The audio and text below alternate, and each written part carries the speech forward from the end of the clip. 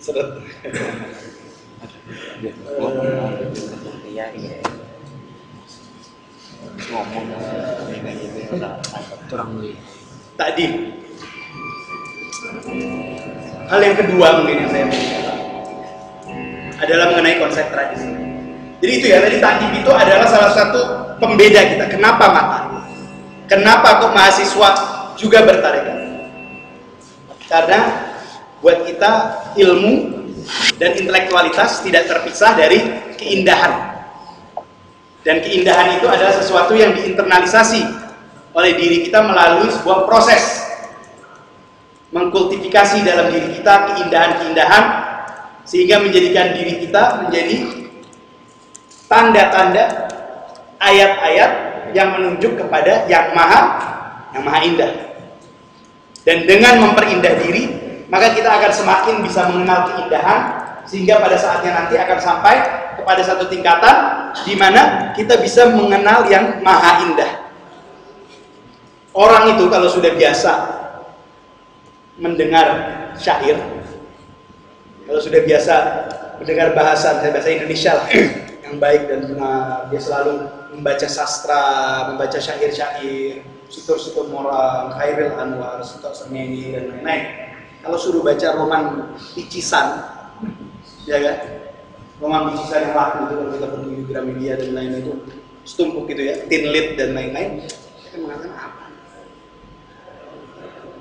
Kalau sudah biasa dengan keindahan musik, ya kan, yang luar biasa itu, pada saat kita mendengarkan musik-musik yang nggak jelas itu, langsung dengan sendirinya kita repel, apa ini?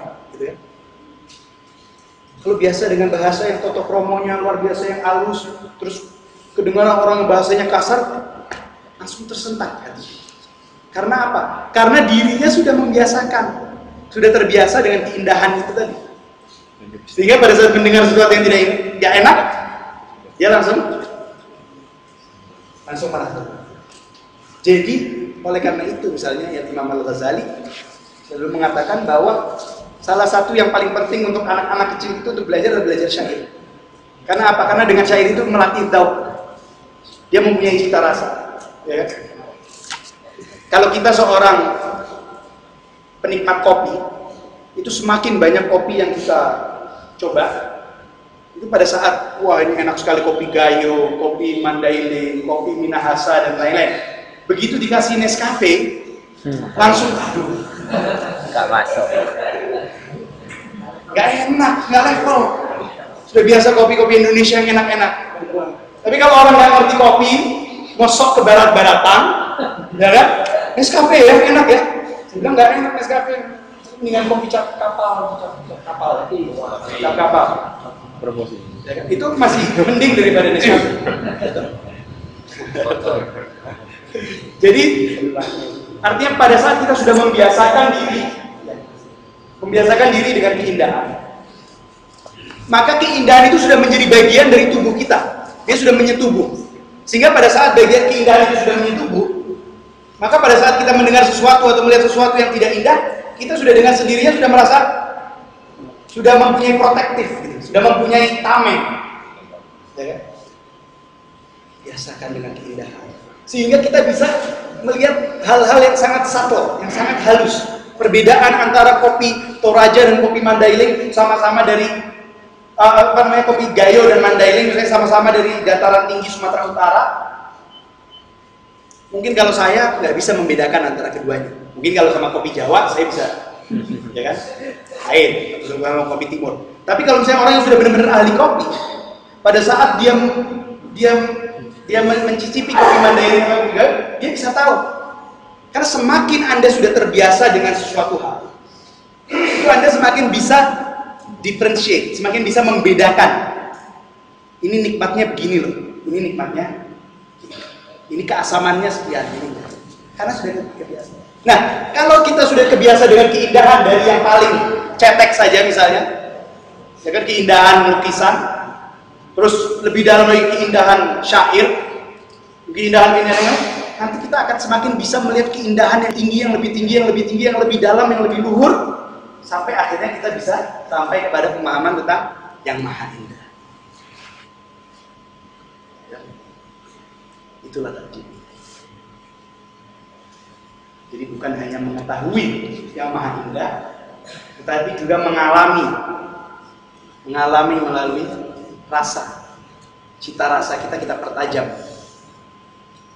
Bahwa kita tadi kembali lagi ke masalah intelektualitas dan spiritualitas, ada hal-hal intelektual yang kita tidak akan bisa pahami kecuali kalau diri kita, jiwa kita juga sudah semakin tinggi. Tadi saya masih ngobrol-ngobrol di rumah, misalnya ayat sanurihim ayatuna fil afaq wa fi anfusihim hatta yatabayyan lahum annahul haq. Akan aku tunjukkan, kata Allah SWT, tanda-tandaku fil afaq, di cakrawala yang paling jauh, wa fi anfusihim, dan dalam diri mereka, hatta yatabayyan lahum annahul haq, sampai termanifestasi bahwa inilah benar. Kuncinya dua di sini. Cakrawala yang paling jauh, jadi artinya alam semesta, tapi juga diri kita sendiri. Berarti apa? Asumsinya di sini adalah antara cakrawala dan diri ada sebuah relasi intersubjektif. Artinya apa? Pada saat diri berubah, cakrawala juga berubah. Sebagai contoh, jika kita melihat misalnya mikrofon atau handphone ini ya, misalnya handphone ini bukan warna hitam, misalnya handphone ini warnanya kuning. Saya kemudian menggunakan kacamata lensanya warna biru. Yang saya lihat apa? Hijau. Ya kan? Hijau. Kalau misalnya ini warna ungu, kacamata saya warna pink. Apa? Merah. Hah? Lupa lagi. Kenapa penting lah, tapi paham kan? Ya. Artinya sesuatu itu kalau kita lihat dengan kondisi yang berbeda akan menjadi berbeda pula. Sehingga pada saat kita sudah terbiasa kepada keindahan itu tadi, atau meneliti masalah-masalah yang pelik, maka kita bisa melihat kompleksitas dari segala sesuatu. Itulah pentingnya takdim. Karena asumsinya adalah kita tidak akan bisa mengetahui hakikat segala sesuatu tanpa diri kita juga harus siap untuk dapat memahami sesuatu itu sendiri. Itu agenda yang sangat penting untuk Nathan.